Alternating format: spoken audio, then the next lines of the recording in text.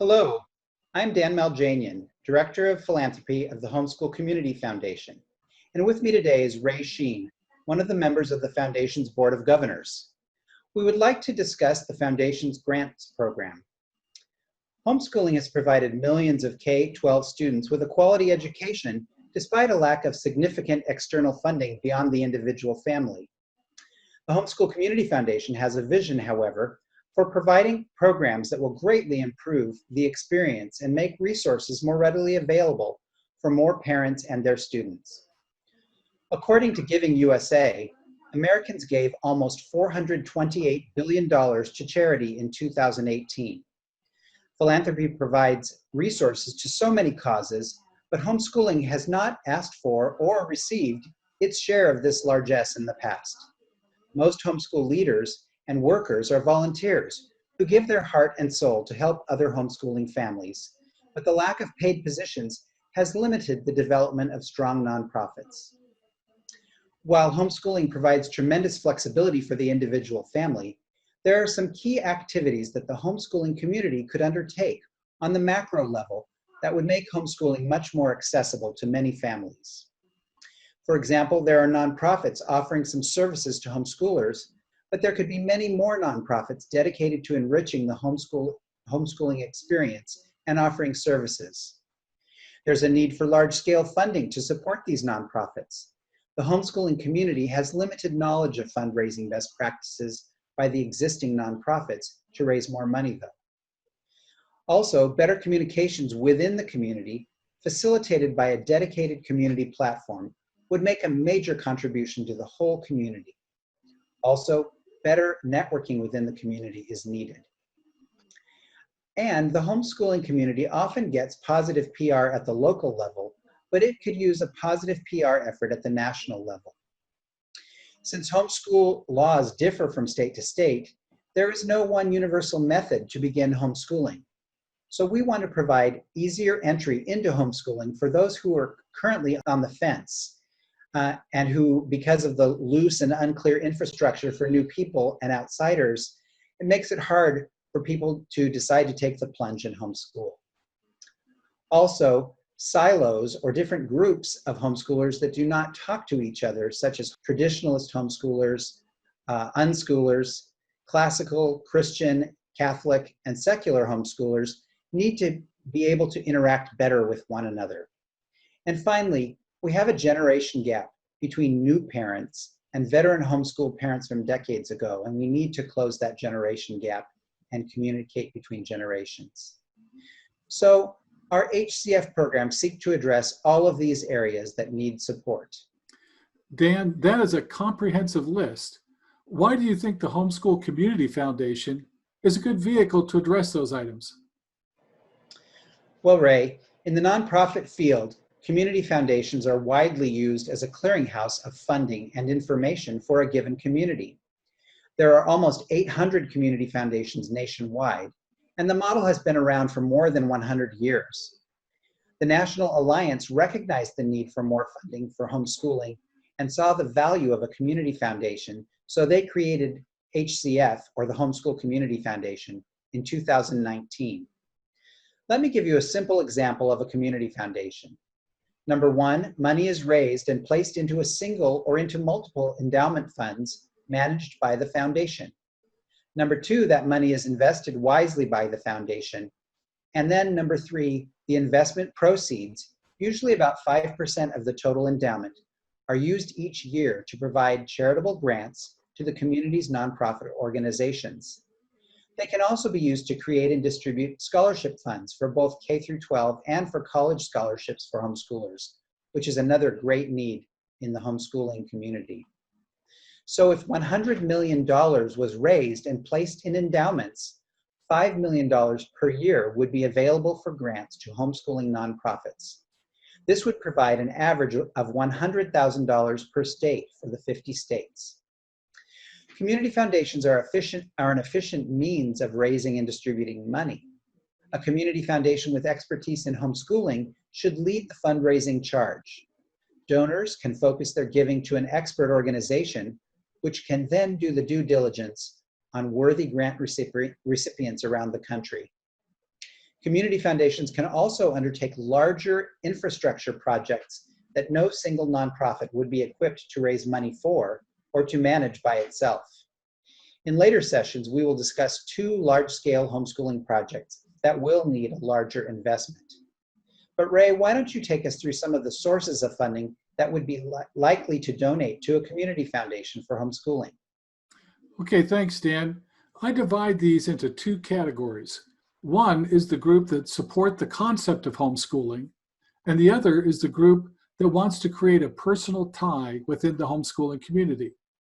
Now, in the first group, there are the school choice foundations, which already exist and provide funding for other school choice options, but typically not the homeschooling projects. Hopefully this will change. As the virus has shown the importance and potential of homeschooling, these organizations will want to support this option also. Now also, there are wealthy individuals who want to donate to this type of education. They may be former homeschoolers themselves or have children or grandchildren who homeschooled, and they see the value in this method of education and want it to be available to other families. Second group has a few different types of organizations.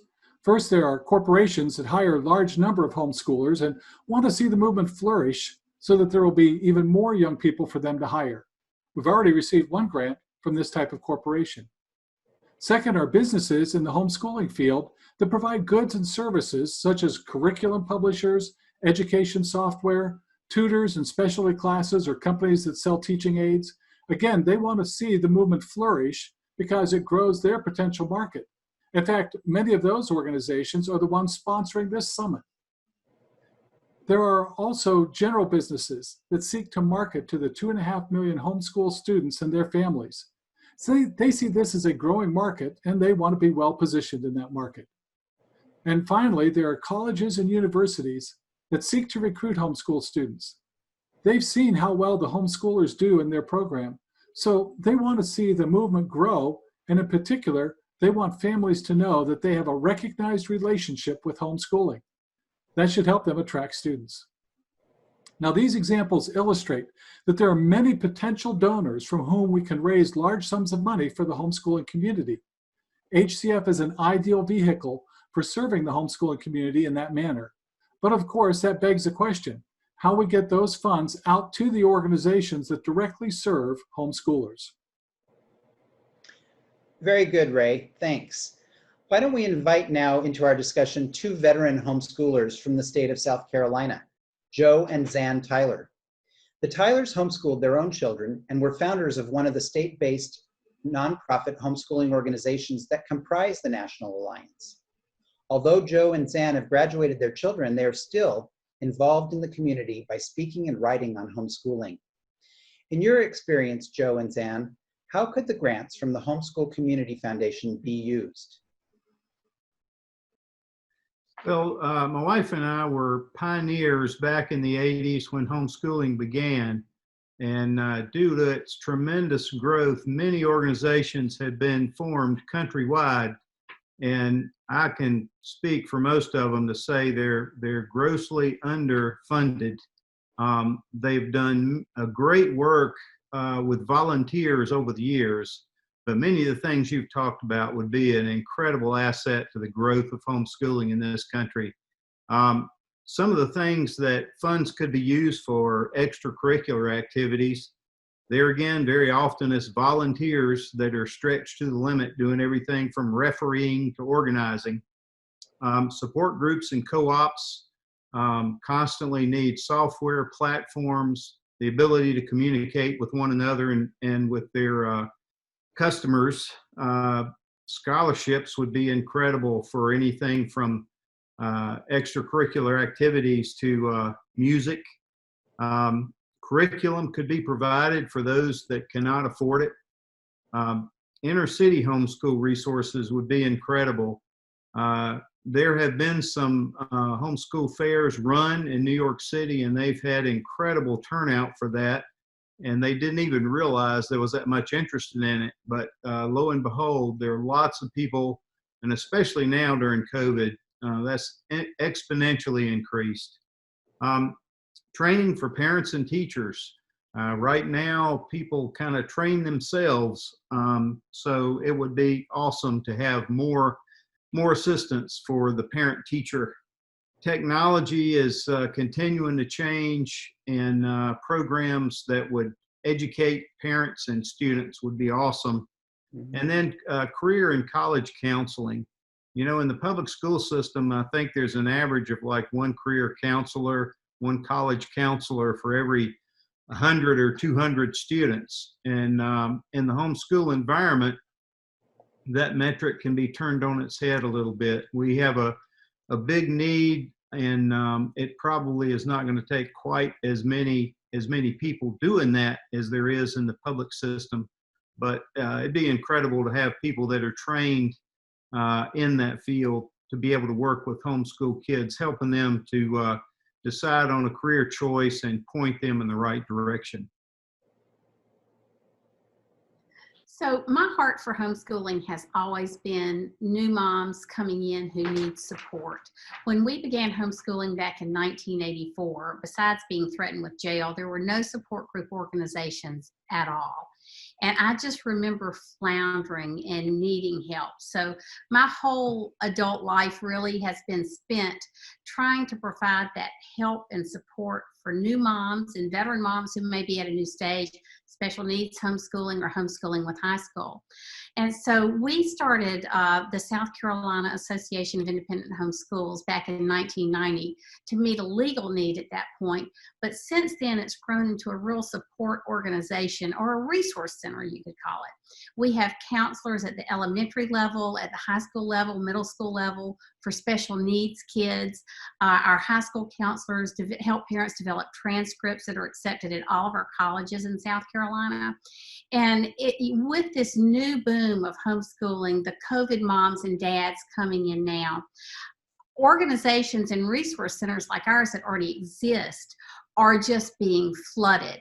So I can say we would benefit greatly from foundational grants just to enable us to hire more counselors, to help more people get into homeschooling. As you were talking about, Dan, we don't, sometimes the infrastructure from the outside looking in is not as accessible as we would like for it to be. And so this would give us the ability to really reach out to different levels of parents who may have socioeconomic needs and can't afford the services of an organization like SCAES. It would be fabulous to be able to scholarship a lot of families who are financially needy or have special needs kids, those types of things. So there are really different kinds of resource groups. There's the Firmly Planted Homeschool Resource Center in Vancouver, Washington, that Heidi and Jay St. John started. So they provide classes that, if you go to their website now, which is fphrc.org,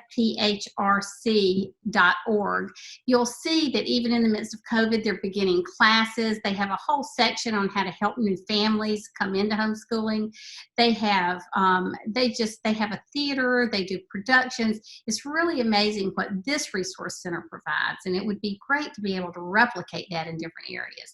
There's Circle Christian School in Orlando, Florida. They offer a host of courses and sports.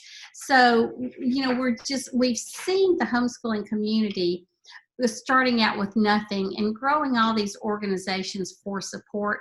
We've been very frugal. I feel like we've been able to do on a dime what public schools have done with millions and millions of dollars.